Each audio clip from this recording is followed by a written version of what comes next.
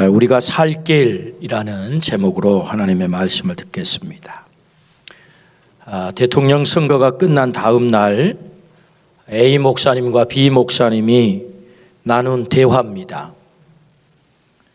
A 목사님 잘 잠 못 주무셨지요?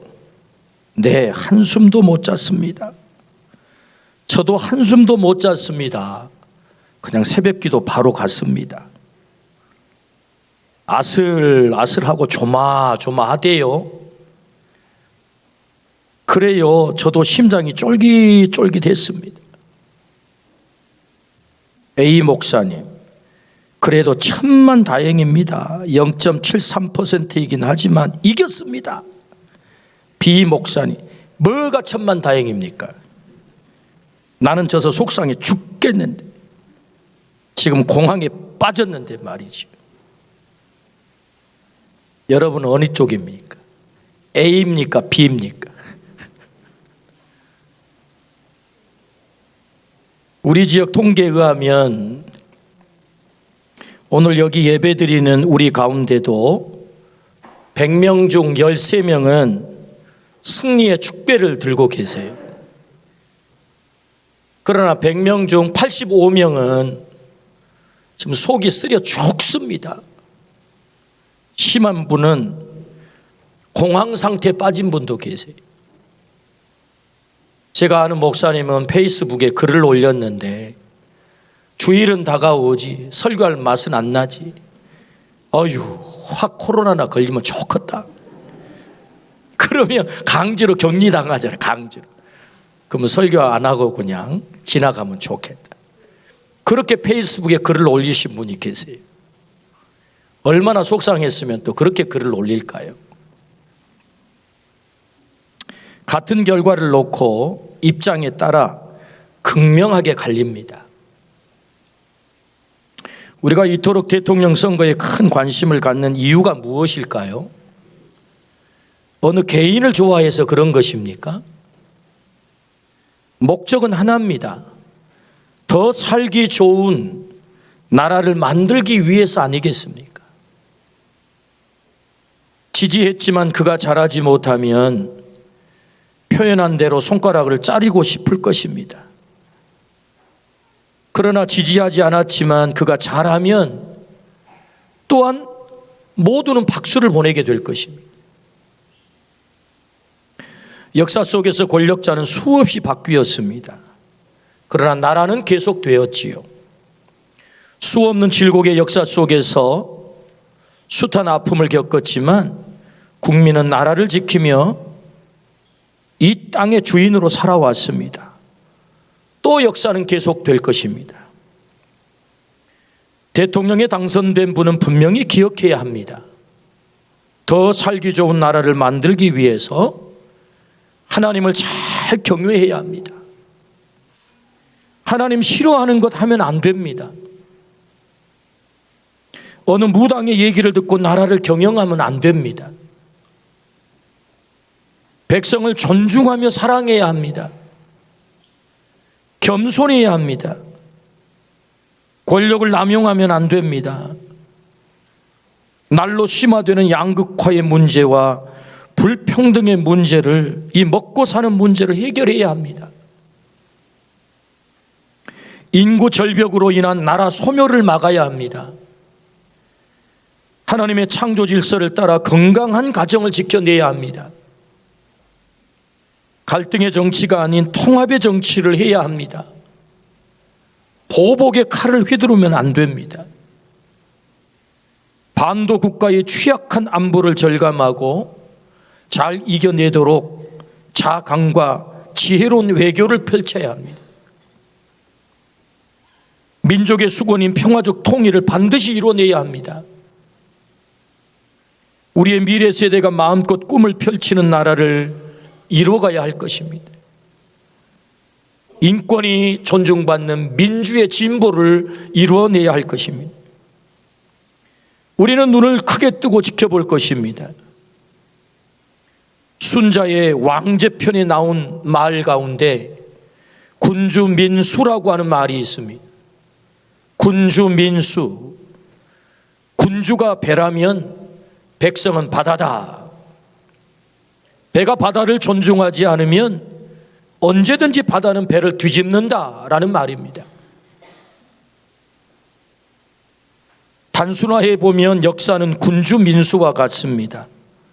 수없이 반복된 뒤집는 역사이지요. 민주주의가 무엇입니까?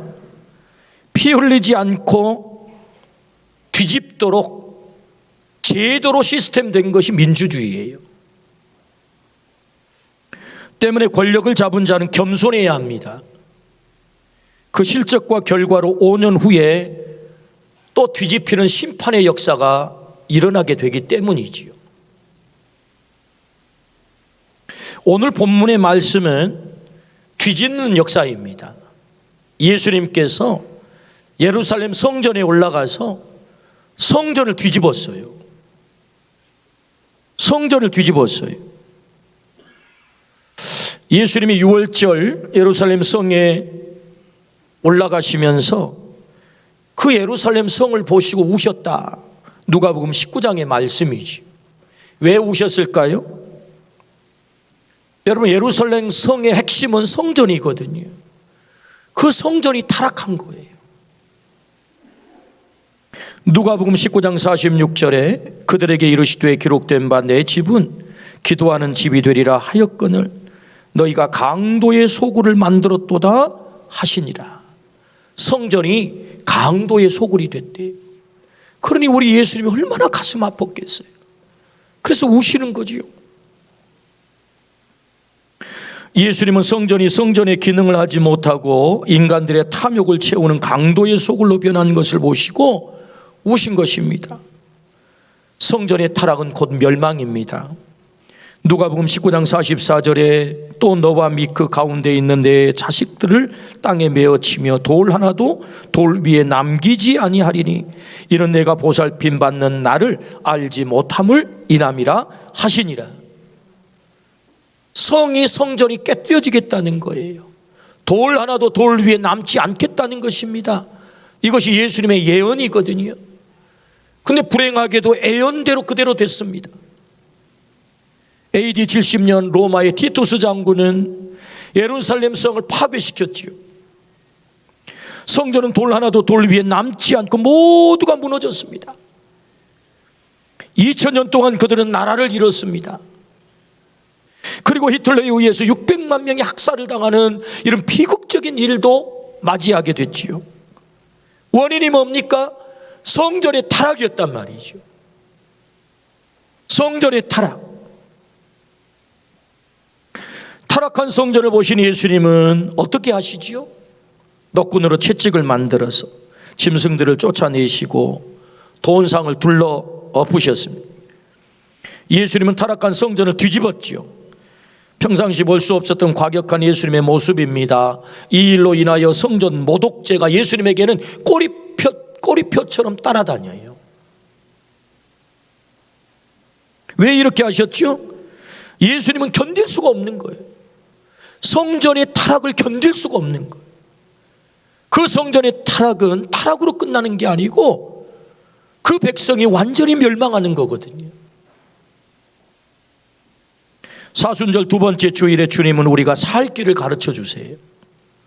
우리가 살 길은 타락한 성전을 회복하는 것이다 라고 말씀하세요. 타락한 성전을 회복하는 것, 그래야만 너 살 수 있어, 그렇게 말씀하세요. 오늘 말씀을 통해서 타락한 성전이 온전히 회복되는 은혜가 있기를 주의 이름으로 축원합니다. 그렇다면 어떻게 타락한 성전을 회복할 수 있을까요? 그 첫 번째는요, 성전이 무엇인가라고 하는 개념을 좀 살펴봐야 돼요. 첫 번째 성전은 예루살렘 성전입니다. 예루살렘 성전. 우리 타이틀의 1차적인 성전은 예루살렘 성이다가 아니고 예루살렘 성전인데 전체가 성전이 좀 빠졌습니다.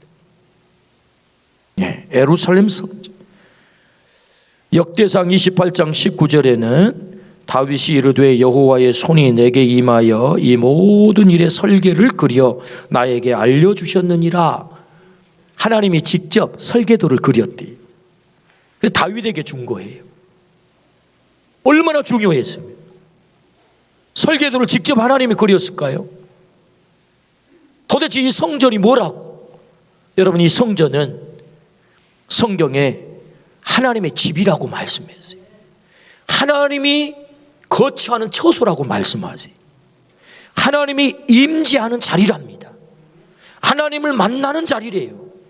백성들이 하나님과 교제하는 자리래요. 하나님의 음성을 듣는 자리래요. 생명이 날마다 공급되는 자리래요. 사죄의 선언을 받고 죄를 용서받는 자리래요. 그게 뭐예요? 하나님의 성전이에요. 예루살렘 성전이 너무너무 중요해요. 하나님이 직접 설계도를 그려서 다윗에게 준 거죠. 그러니까 여기 성전은 첫 번째로 예루살렘 성전, 두 번째 성전은 예수님 자신이에요. 요한복음 2장 21절에 그러나 예수는 성전된 자기 육체를 가리켜 말씀하신 것이다. 자기 몸이 성전이래요. 예수님은 하나님의 인간이 되신 성육신하신 분이시죠. 때문에 예수님과의 만남은 곧 하나님과의 만남입니다. 성전 되신 예수님을 통해서 우리는 생명을 공급받습니다. 때문에 성전은 곧 예수님 자신이에요. 세 번째 성전은 교회가 성전이에요. 에베소서 2장 19절에서 22절 그러므로 이제부터 너희는 외인도 아니고 나그네도 아니고 오직 성도들과 동일한 시민이요 하나님의 권속이라. 하나님의 권속이라는 말은 가족이다 그 말입니다. 너희는 사도들과 선지자들의 터 위에 세우심을 입은 자라. 그리스도 예수께서 친히 모퉁이 돌이 되셨느니라. 그 안에서 건물마다 서로 연결하여 주 안에서 성전이 되어가고, 성전이 되어간대요. 너희도 성령 안에서 하나님이 거하실 처소가 되기 위하여 그리스도 예수 안에서 함께 지어져 가느니라. 그러니까 하나님의 권속, 하나님의 가족이 곧 성전이 되어가고, 그 성전이 되어서 성령 안에서 하나님의 거하실 처소, 하나님이 머무실 집이라는 거죠. 그러니까 교회가 뭐예요? 성전이라는 것입니다. 성전이 교회라는 거예요. 그 다음 네 번째 성전은요, 우리 자신이 성전이다 그렇게 말씀하셨어요. 고린도전서 3장 16절 같이 읽어보실까요? 너희는 너희가 하나님의 성전인 것과 하나님의 성령이 너희 안에 계시는 것을 알지 못하느냐. 너희가 하나님의 성전인 것과, 여기 너희가 누구죠? 우리를 말하는 거죠. 예수님을 구주로 고백하여 하나님의 자녀가 된 우리가 성전이다. 왜? 우리 안에 성령이 거하시기 때문에. 고린도전서 12장 3절 말씀에 성령에 의하지 않고는 예수를 주로 시인할 자가 없다. 성령께서 우리 안에 내주하심으로 예수님을 주라고 우리가 고백하게 됐다는 것입니다. 때문에 우리가 성령께서 내 안에 계심으로 내가 뭐가 됐다? 성전이 됐다. 내가 성전이 됐다. 성전된 우리가 모여 교회를 이루잖아요. 그 교회가 성전인 거예요. 그 교회를 주님은 뭐라고 그래요? 내 몸이다. 교회는 내 몸이다. 그렇게 말씀하세요.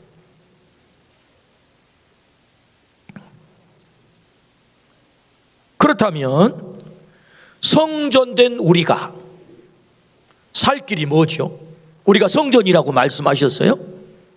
우리가 살 길이 뭐죠? 첫 번째는 성전을 진단하라 그렇게 말씀하세요. 우리가 진단받아야 돼요. 어떤 존재인지, 어떤 상태의 성전인지. 요한복음 2장 16절 본문입니다.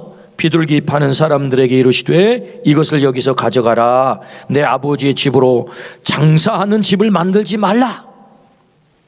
예수님이 진단했어요. 진단 결과가 뭐예요? 장사하는 집이 되어버렸다는 거예요. 마가복음 11장 17절에 이에 가르쳐 이르시되 기록된 바 내 집은 만민이 기도하는 집이라. 칭함을 받으리라고 하지 아니하였느냐.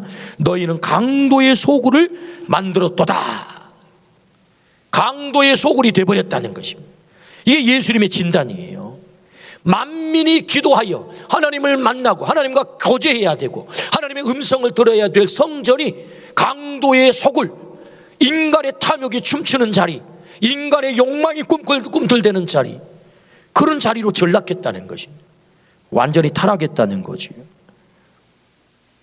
하나님을 만날 수 없는 집, 껍데기만 남은 집, 생명을 살리고 생명을 공급해야 될 자리인데 생명은 다 사라져버린 인간의 탐욕만 남은 자리, 그게 성전이라는 거예요.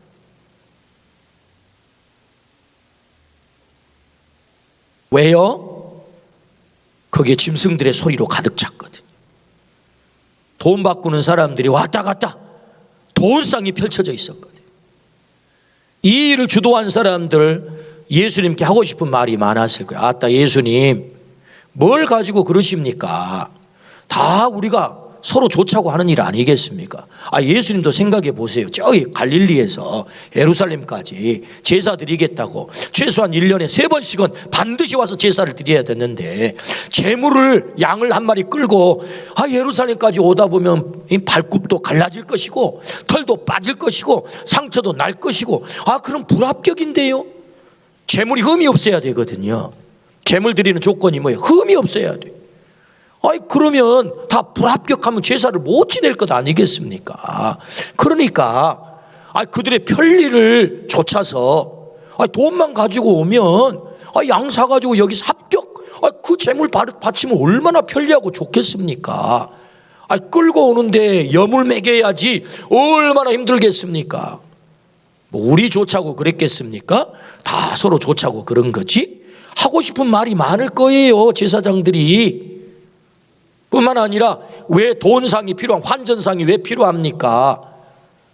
세상에 속세에서 사용하는 돈이라고 하는 것이 부정한 것도 돌아다니기도 하고 안 갈 자리도 가야 되고 부정한 사람도 만져야 되고, 그런 부정한 돈을 가지고 어떻게 성전에서 사용한답니까? 성전에 거룩한 화폐만 가지고 사용해야지. 그러니까 속세의 돈을 환전해가지고 성전에서 사용하는 성전 화폐로 바꿔가지고 재물을 사야 진짜 이게 거룩한 거지. 뭐 우리 좋자고 그런 것입니까? 하고 싶은 얘기가 많았을 거예요. 편리라는 이유로, 서로 좋자고 하는 이유로. 그런데 예수님은 그들 속에 들어있는 시큼한 것을 봤거든요. 그들의 욕망을 봤거든요.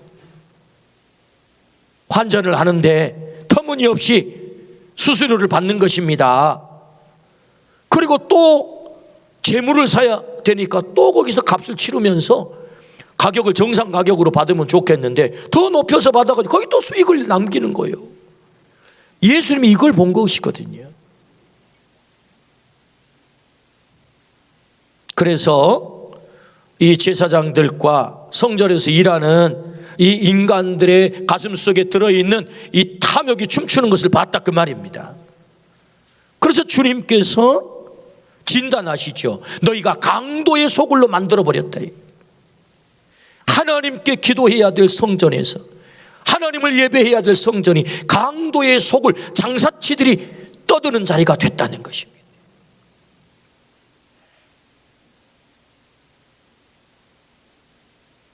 이게 주님의 진단이죠. 2000년 전 예루살렘 성전만의 이야기인가요? 이걸 우리에게 적용을 한번 해보자고요. 이게 단순히 무슨 2000년 전에 그 예루살렘 성전만의 이야기인가? 사실 오늘 성전된 나의 이야기라고, 우리 교회의 이야기고. 우리 교회는 어떻습니까? 우리 한국 교회는 또 어떻습니까? 인간의 탐욕이 꿈틀거리지는 않습니까? 인간의 욕망이 춤추지 않습니까?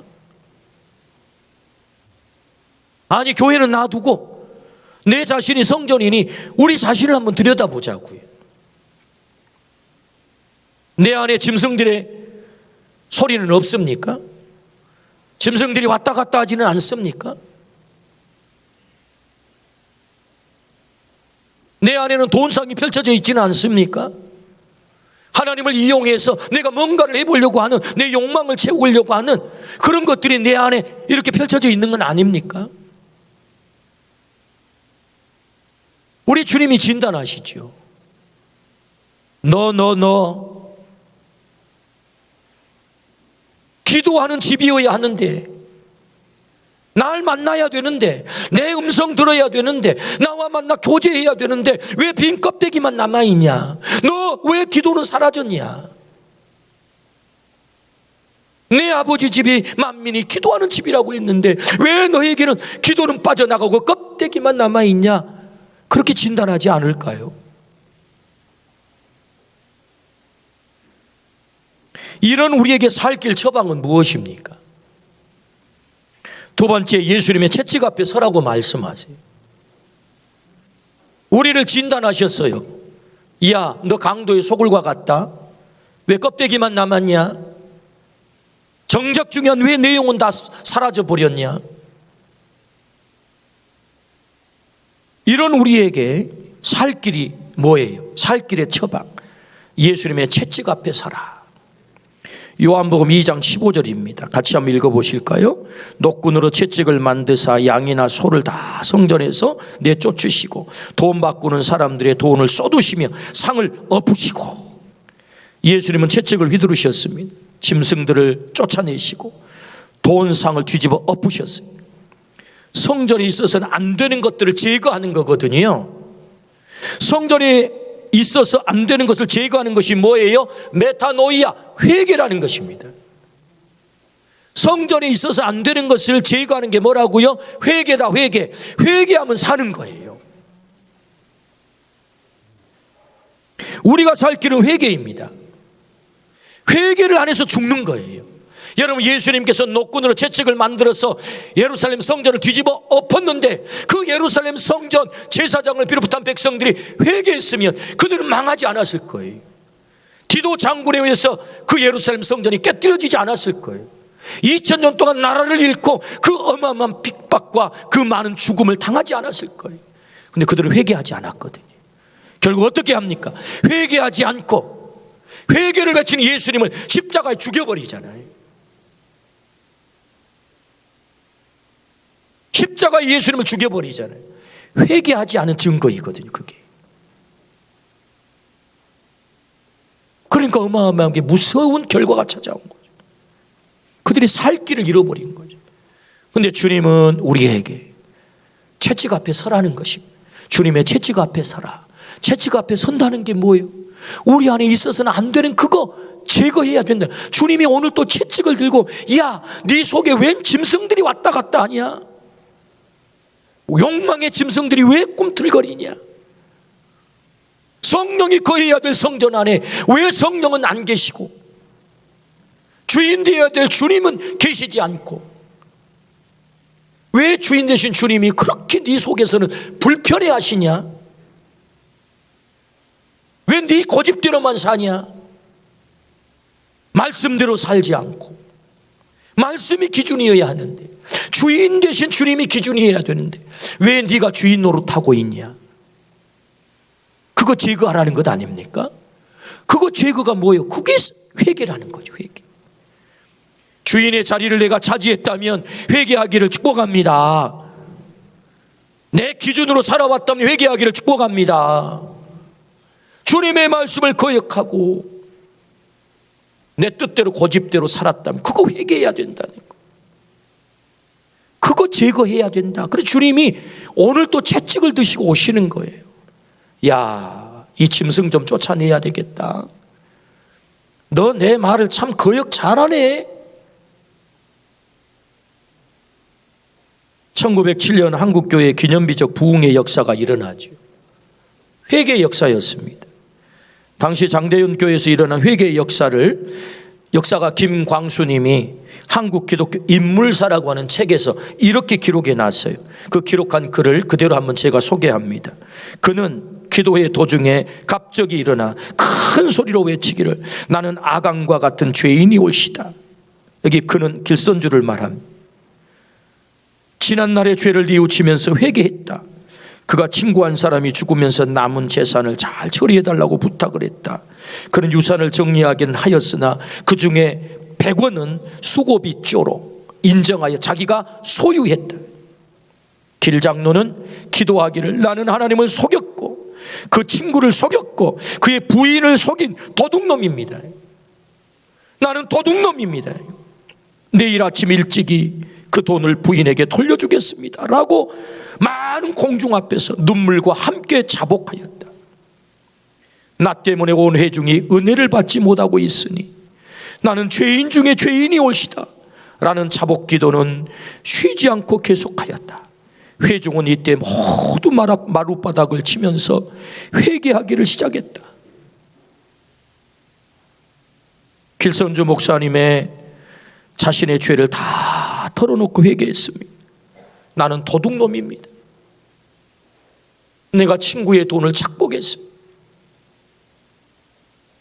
그래서 내가 하나님의 은혜의 통로가 되어야 되는데 성도들에게 은혜를 받지 못하도록 그 은혜의 통로를 내가 막고 있는 도둑놈이니 제가 회개합니다. 은혜를 끼치지 못한 것을 회개했어요. 저는 이 글을 읽으면서 저도 회개했습니다. 하나님, 제가 죄인입니다.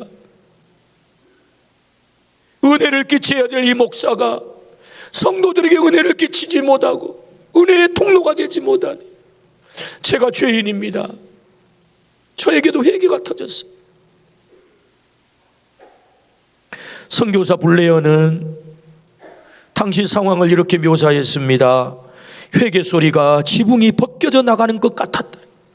얼마나 회개가 크면 회개 소리로 그 기도 소리가 크게 울려 외쳐지면 이 지붕이 막 벗겨지는 것 같았다.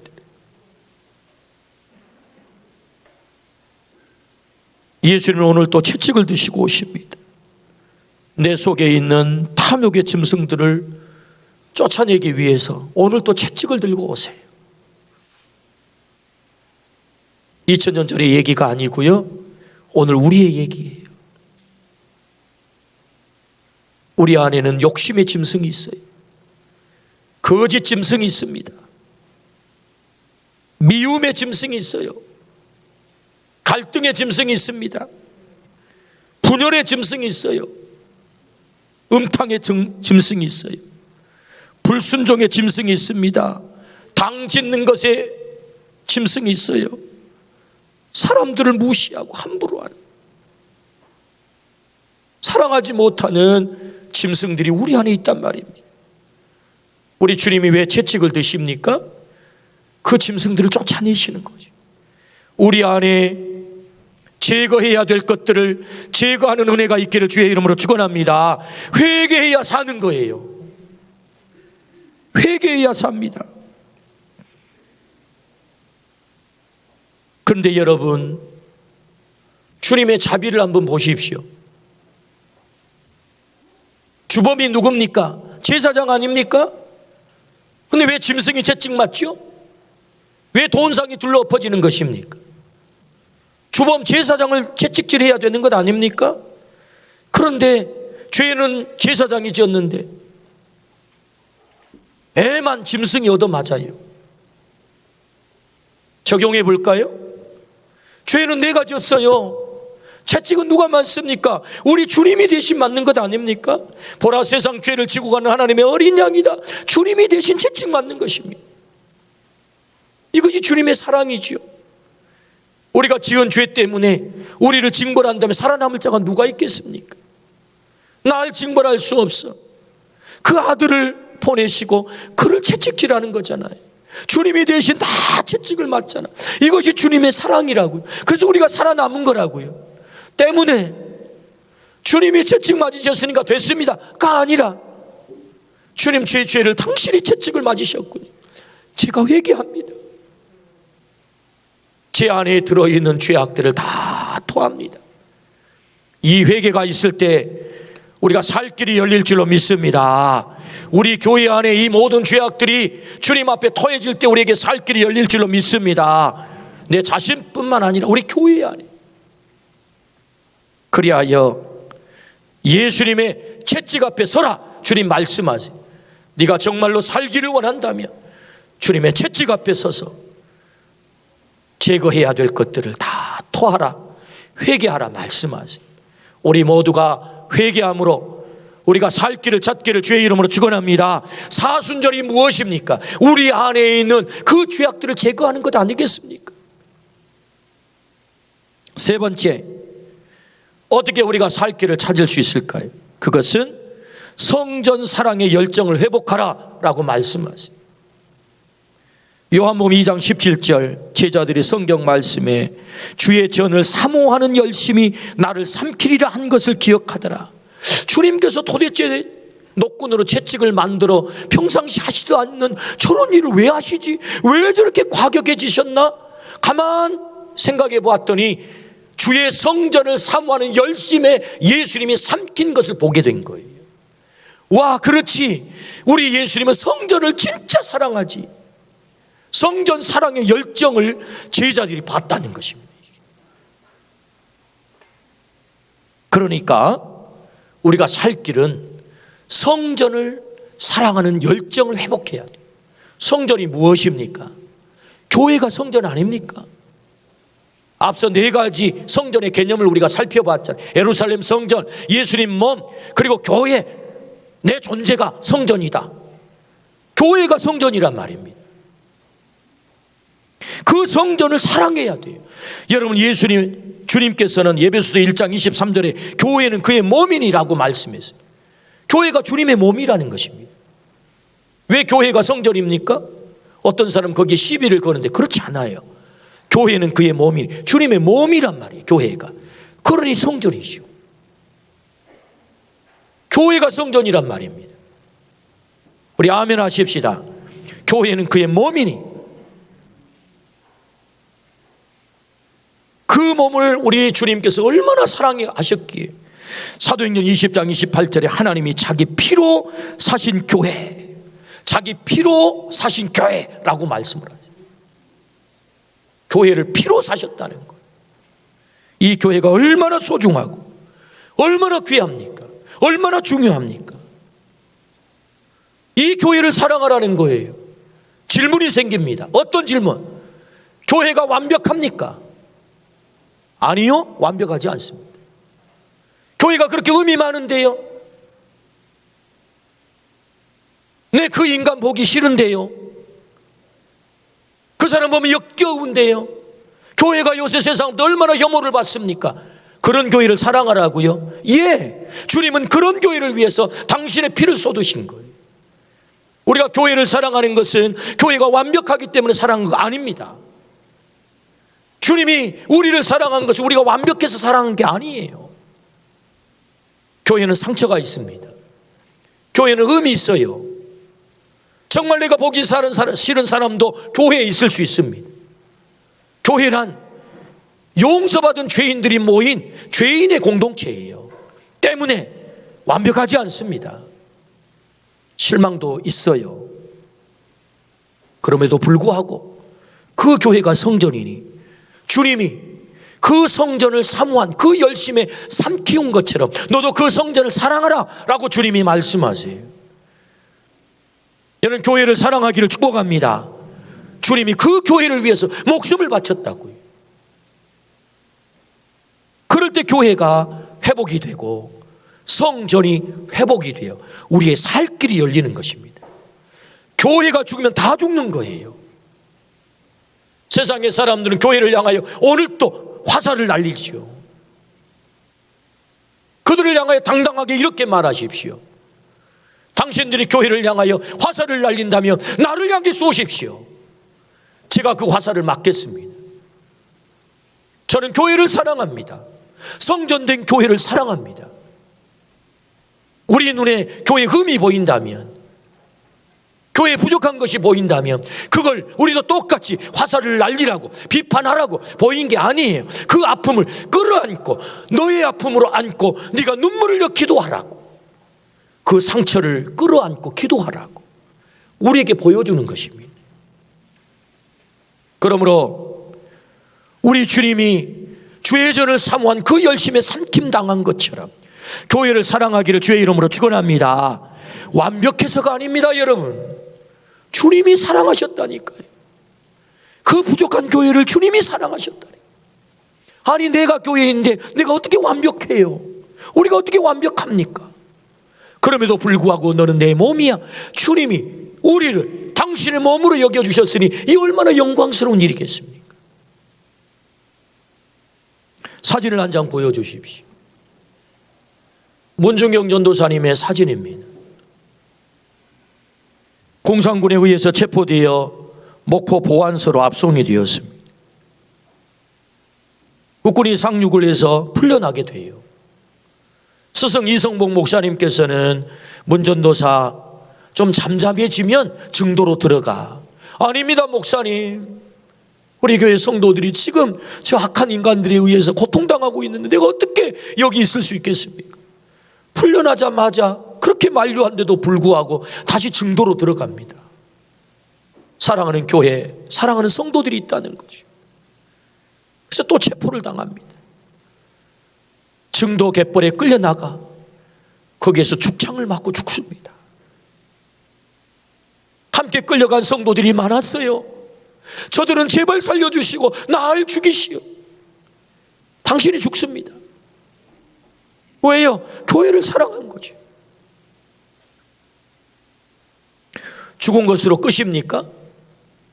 여러분, 그분의 그 순교를 통해서 우리나라 유례가 없이 증도라고 하는 섬은 90%가 크리스찬입니다. 90%가 예수를 믿어요. 어디 그뿐입니까? 문중경 전도사님 때문에 신안섬에 100개 교회가 세워집니다. 그리고 그분의 영향을 받은 김준권 목사님, 성결교 총회장을 지내신 이만신 목사님,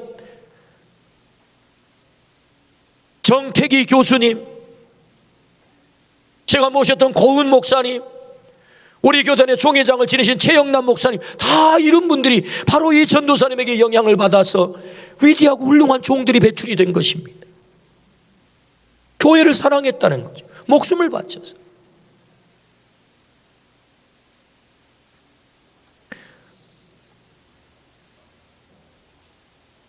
성전을 사랑하라고 주님이 말씀하세요.